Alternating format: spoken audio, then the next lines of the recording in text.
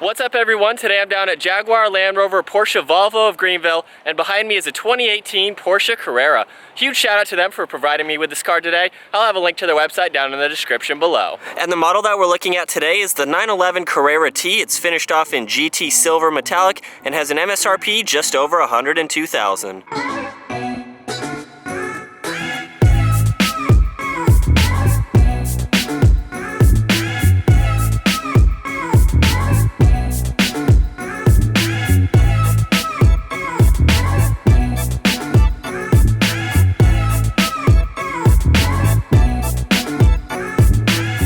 Under the hood is a mid-mounted 3-liter twin-turbo flat 6 paired to a standard 7-speed manual or the optional 7-speed PDK transmission with steering wheel mounted paddle shifters. This engine produces 370 horsepower at 6,500 RPM and 331 pound-feet of torque as low as 1,700 RPM. It is rear-wheel drive with a limited slip, weighs in around 3,100 pounds, which is the lightest 911 to date. 0 to 60 can happen in 3.4 seconds with a top speed of 182. It can do the standing quarter mile in 12 seconds. And with a fuel capacity of 16.9 gallons, you can expect the MPG to be 22 in the city and 30 on the highway. The wheelbase measures 96.5 inches. It has an overall length of 178.2 inches. The width is 71.2 and it has a height of 50.9 inches. Starting up front with bi-xenon headlights and standard LED daytime running lights in the lower section of the bumper, 4 parking sensors are up front along with a black lip spoiler, and there are large air intake outlets on each side with horizontal slats to provide more cooling to the engine and very clean lines coming along the hood. Moving on to the side, this car features a staggered set of 20-inch 10-spoke titanium gray wheels measuring 8.5 inches up front and 11 inches in the rear. The side mirrors are also titanium gray to match the wheels, along with the 911 Carrera T logo running along the door. 4-wheel disc brakes are on all 4 corners with 4-piston calipers. There's 2 sport mode suspension settings to lower the vehicle up to 0.5 inches to improve handling. Optional rear axle steering is available, and there are very clean lines running along the side of the car. And finishing up in the rear with the standard backup camera and 4 parking sensors, an active spoiler which will reveal a secondary third brake light, LED taillights. The rear window and side glass are shared from the GT3 RS to save weight, and down below is the polished dual exhaust. And now with the key, we'll go ahead and take a more in-depth view of the interior.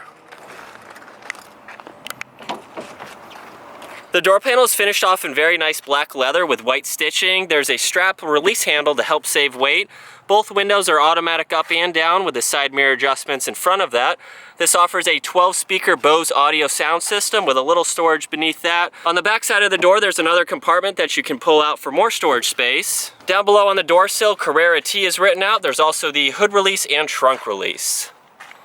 And moving inside to the sport bucket leather seats with 911 embossed in the headrest, more white stitching running along each bolster with a cloth insert. These have a 4-way power adjustability along with manual forward and back adjustability.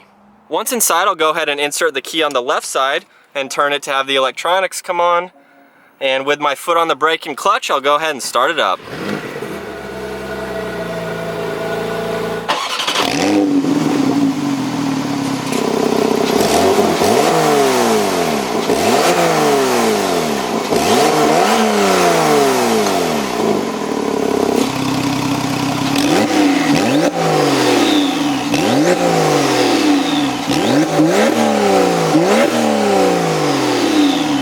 Once inside, we're greeted with a fully wrapped black leather steering wheel with great hand positioning on either side, nice 3-spoke design to it.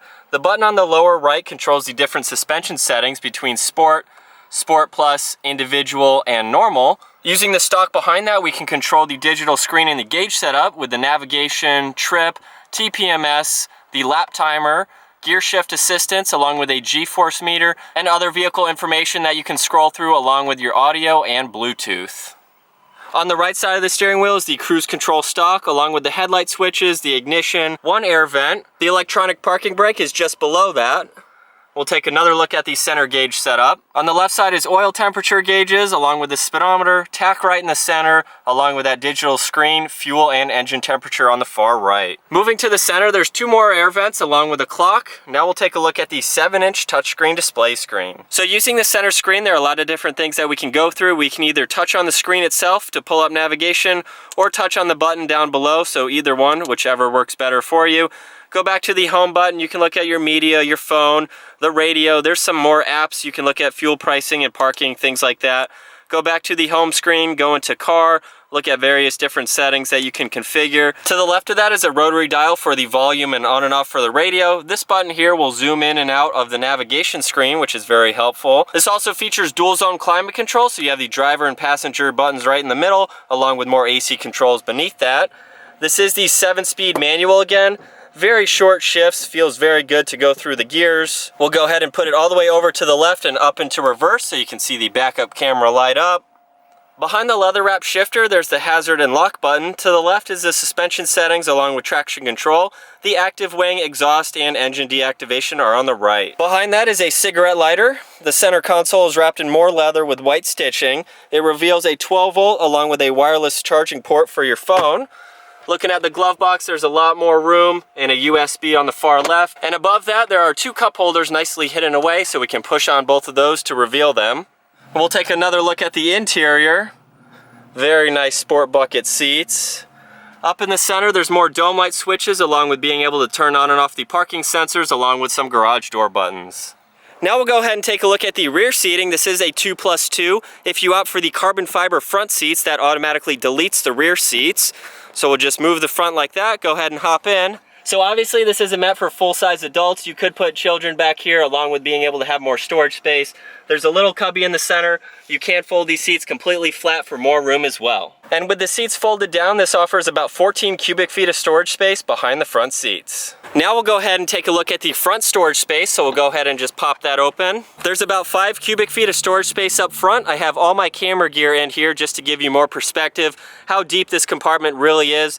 Definitely plenty of room for 2 people to store anything that they need in here. There is a release handle on the far left, so you can easily fit groceries and have enough luggage for 2 people to fit comfortably. So getting the 911 Carrera T out on the road now, this is the first Porsche coupe that I've driven and the first manual from Porsche that I've driven. Right off the bat, this clutch is super lightweight. I love how short the shifts are. It is very close. And then it is pretty weird going up into 7th gear. That's not something that you normally do in a manual car, but that is pretty cool.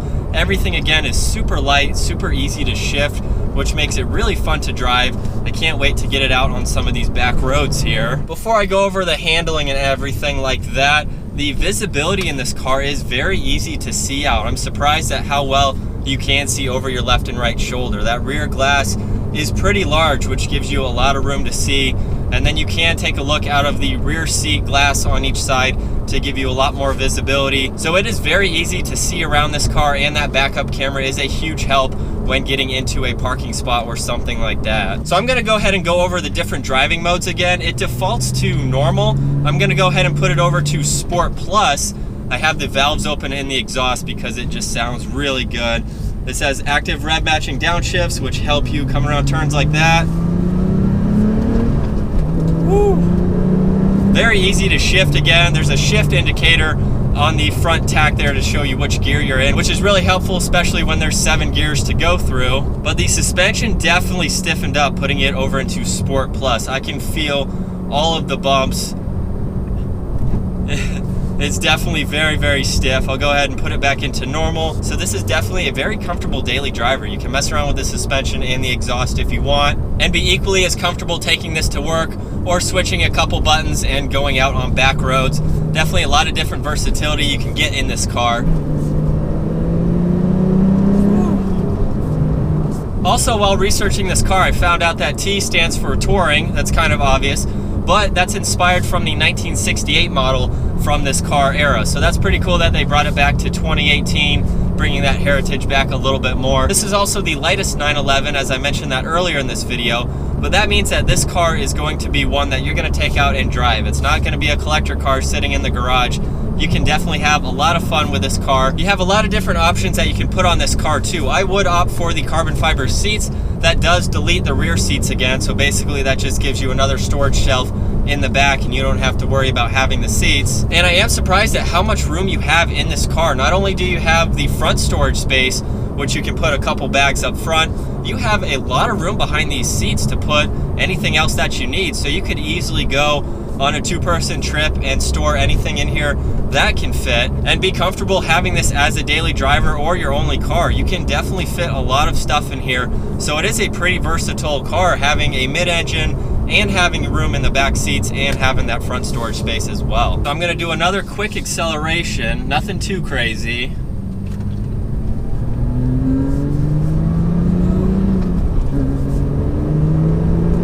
When you get on it a good bit, it definitely gets up and goes. I'm not going above 3,500 just because it's not my car, but that definitely gets up. It has a red line of 7,200, so you could definitely open this up a lot more than that. Overall, the driving position and comfort of this car is really nice to be behind the wheel. I like the steering wheel, it's nice and comfortable. The seats have good bolstering to them, so they're equally as comfortable. The entire layout on the inside is a really nice setup. There's not too many buttons on the center, which is nice to see. It's not too loud on the inside, even though the back glass is thinner and lighter to provide weight savings for this car. It's not all that loud. You really don't hear the exhaust either. I mean, I can tell that it's there. I can hear a lot more of the engine than I do of the exhaust simply because it is right there. But it's not too loud again. There's hardly any tire noise that I can hear. Now we'll go ahead and take one last look from the passenger side. Very nice black leather, again running along the door panel with the strap release pull. On the passenger side, there's a little bit of a storage pocket. This is the manual adjustment to move the seat forward and back.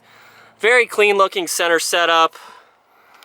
And we'll go ahead and take one last look at the passenger seats and the view out of the rear glass there.